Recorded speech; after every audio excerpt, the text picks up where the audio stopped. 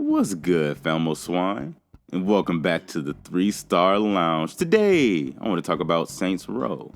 Because by now, I'm sure you've heard that Volition is no more, and that Saints Row killed it. However, I don't think that the game is alone in this act. It was put up to it by Embracer Group, the parent company.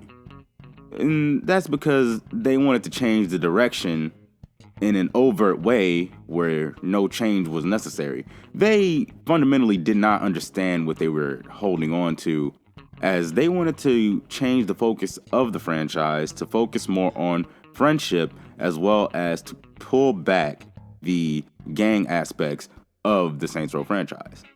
And those are two things you should never do with the Saints Row game. Because while it may not be overt, it may not be, friendship. Friendship was always important in Saints Row. Your friends were always important in Saints Row, especially when you look at what I consider the gold and silver standards of this franchise, Saints Row 2 and 3. Saints Row 4 is fine, but there's some aspects of the story that get a little muddled there, and I will get to that momentarily. But if you really don't believe me, I have a couple of names for you. Carlos, Aisha, Shaundi, Pierce, Johnny. Those 5 characters alone have a very profound effect on not only your character, but the story of Saints Row as a whole. Starting with Carlos, in the beginning of Saints Row 2, he is your day one homie.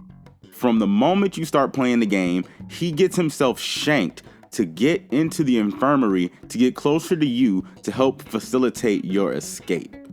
And the game pulls no punches about what you are. The first thing you two do together, you kill the doctors that are in the infirmary helping you to help begin your escape, and you end up escaping via police boat.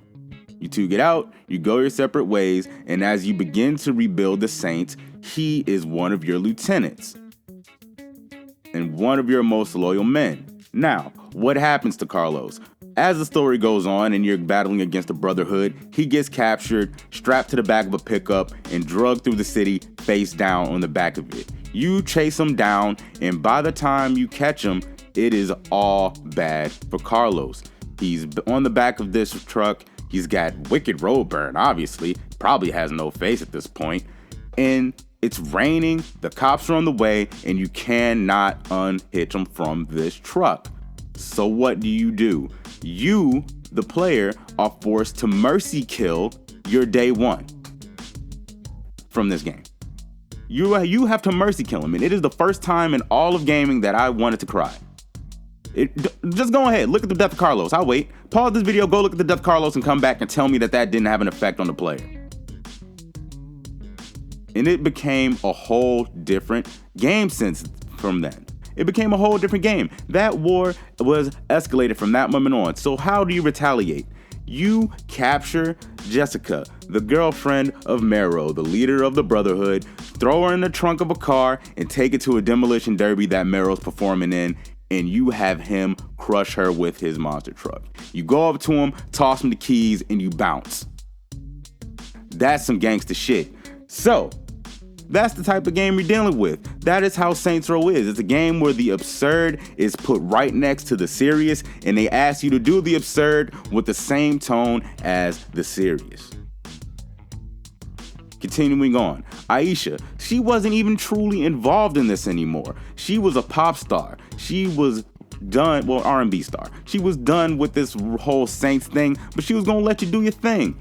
In fact, when you get Johnny out, more on that in a minute. When you get Johnny out of his court date, you bring him back home to Aisha. She doesn't say nothing about it. She's just happy Johnny's home. And the only request that she has is that y'all don't do the Saints stuff in her house. And it's not because she doesn't want you to do it. It's not because she doesn't want to get caught up. It's because she doesn't want you fucking up her furniture.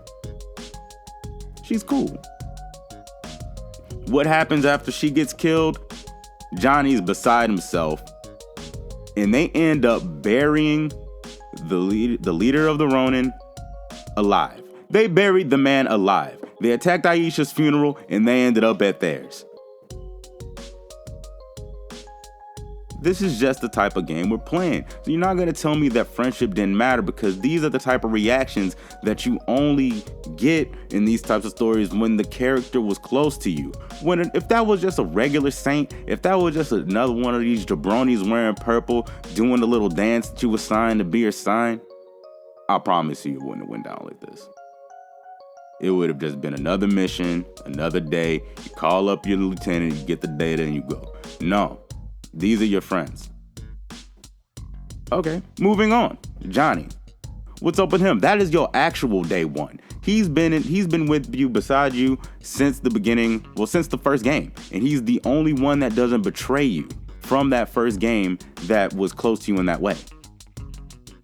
And those betrayals affect you. You actually spend a little chunk of the second game going and trying to get some answers for what happened at the end of the first game for putting you in that coma. You need to know about those betrayals. It affects your character. And the first thing you do when you're like, okay, it's time to get the Saints back, it's time to put us back on top, you go get Johnny. You will go assault a courtroom and break the man out of his own court case. You break the man out of an active court case situation. That's some shit you only do for your friends. Am I wrong?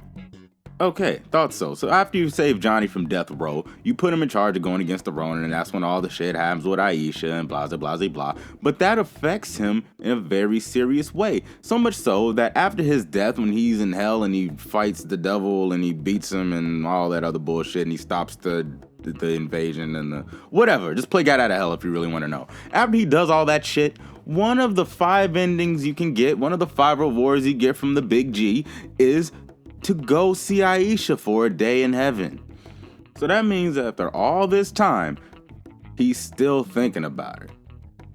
And while this is granted a little bit more than friendship, it's still important, goddammit. And so these relationships that they were looking for were already there. Shall we go on? Well, we're gonna. Shaundi, Pierce, these two were brought in by Johnny to help facilitate the takedown of the other gangs in the game. The son of Samdi and the, he was helping with the Ronin. Pierce is helping with the Ronin as well.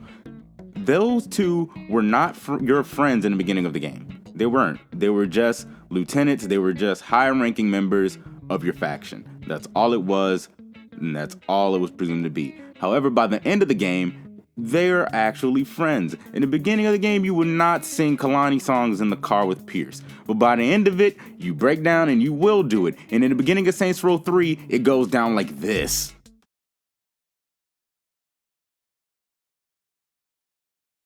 We need some driving music. Turn that shit up.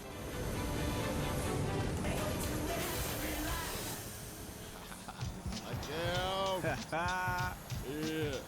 You remember this? Come on. Early in the morning, rising to the street.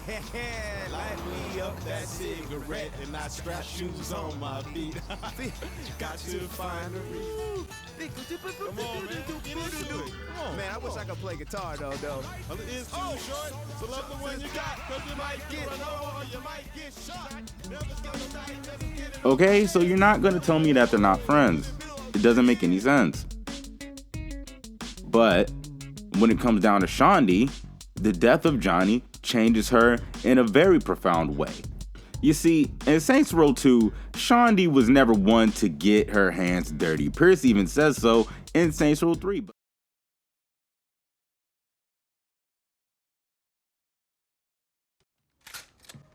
So what's next? What's next is you go back to Stillwater. What? No, this is my fight too. Girl, you don't get messy. Let us take care of business. Fuck you. I'm doing this for Johnny. All right, if we're gonna bring in the boys, we're gonna need a new place. You're worried about real estate? It's true. She was never really one to actually go out in the field and do the job herself. She was more so an informant. She had connections. She's been around both Steelport and Stillwater. She knows places. She knows some things. And she's a pretty good hacker, apparently. So she's extremely useful. She's very important to the crew. However, she's just not generally the field work type. However, after Johnny dies, all that shit changes. She wants to go in guns blazing, and she wants the biggest gun while you do so. So much so that the player, the boss, someone who jumps through planes, steals bombs, and all that other great shit, is worried about her.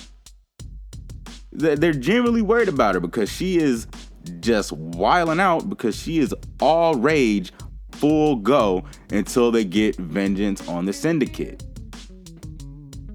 Yeah, the death of Johnny is truly the inciting incident of Saints Row 3. Yeah, they robbed the Morningstar Bank, but that was just business. They were just doing business. They got caught, they sat down with the syndicate, and they offered them that bullshit deal, and the Saints got up out, and they were gonna go back to Stillwater and mind their own.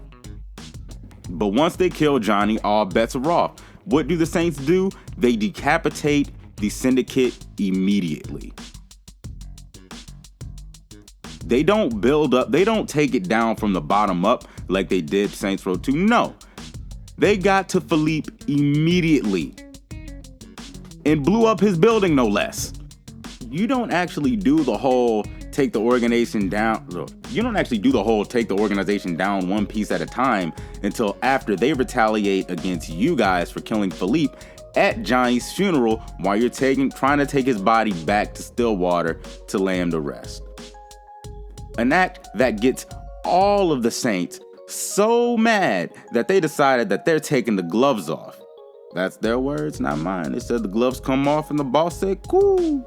So this is what we're dealing with, man. You're not gonna tell me that friendship wasn't important. They decided to take over a whole nother city for their boy Johnny. You could say that they were trying to make a point because you don't mess with the Saints. Fuck all that.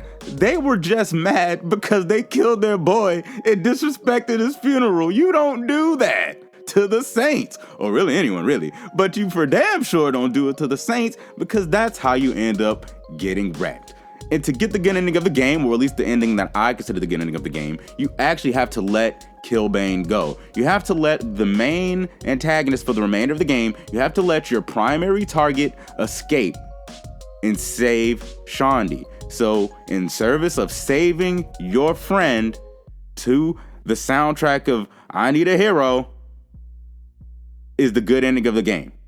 You have to let go of your rivalry. You have to let go of the kill, something that the boss lives for. If you play the Saints Row games, you would know that your character lives for this kind of shit. But more important to them is their friends.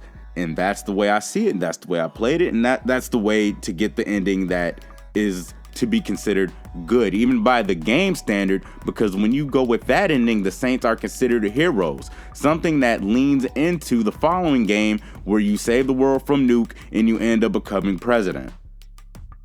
These are the things that happen in Saints Row. This is the game franchise that Embracer was taking over and clearly had no idea what they were doing with it.